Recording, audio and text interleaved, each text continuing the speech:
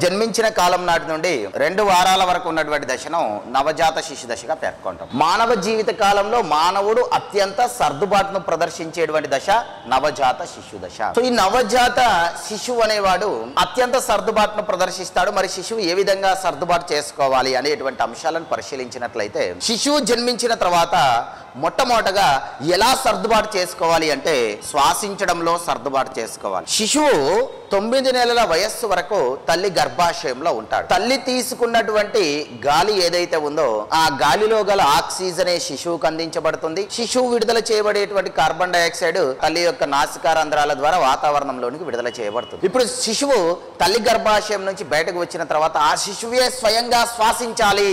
శ్వాసించడంలో శిశువు సర్దుబాటు చేసుకోవాలి. శిశువు జన్మించిన తర్వాత ఇంత సమయానికి శ్వాసిస్తాడు. శిశువు పుట్టగానే శ్వాసించడం అనేటువంటి ప్రక్రియను వ్యక్తం చేస్తాడు. సో అలా శ్వాసించడంలో శిశువు సర్దుబాటు చేసుకోవాలి.